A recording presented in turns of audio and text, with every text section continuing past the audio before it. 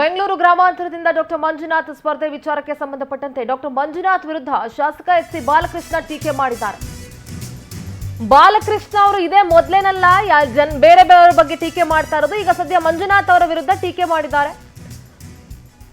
ಹಾಲಲ್ಲ ಅಂದ್ರೆ ಆಲದ ಮರವನ್ನ ನಂಬಬೇಕು,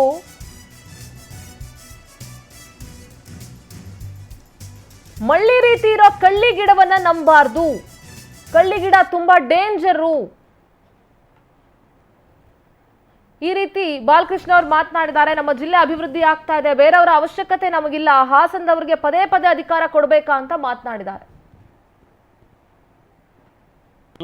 ನಮ್ಮ ಜಿಲ್ಲೆನಲ್ಲಿ ಅಂದ್ರೆ ನಮ್ಗೆ ಯಾರಿಗೂ ಕೂಡ ಶಕ್ತಿನೇ ಇಲ್ವಾ? ನಮ್ಮ ಜಿಲ್ಲೆಯವ್ರಿಗೆ ನಾವು ಯಾರು ಸಮರ್ಥರೇ ಅಲ್ವಾ? ಹಂಗಾರೆ ನಮಗೇನು ನಮ್ಮ ಜಿಲ್ಲೆನ ಪೋಷಣೆ ಮಾಡಿಕೊಂಡು ನಮ್ಮ ಜಿಲ್ಲೆನ ಕಾಪಾಡ್ಕೊಂಡು ಹೋಗ್ತಕ್ಕಂಥ ಶಕ್ತಿ ನಮಗೇನ ತಾಯಿ ಚಾಮುಂಡಿ ಕೊಟ್ಟಿಲ್ವಾ?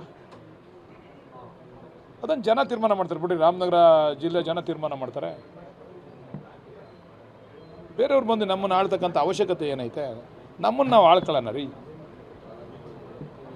ಇಷ್ಟು ದಿವಸ ಆಯಿತು, ಈಗ ಜಿಲ್ಲೆ ಅಭಿವೃದ್ಧಿ ಹತ್ರ ಹೋಯ್ತಾ ಇದೆಯೋ ಇಲ್ವೋ ನೀವೇ ಹೇಳಿ.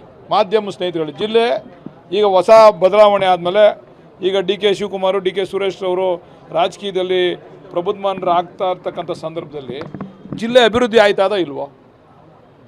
ಜಿಲ್ಲೆ ಅಭಿವೃದ್ಧಿ ವಿಚಾರ ಚರ್ಚೆ ಮಾಡೋಣ ಅಂತಂದರೆ ಬೇಕಾದ್ರೆ ಅವ್ರ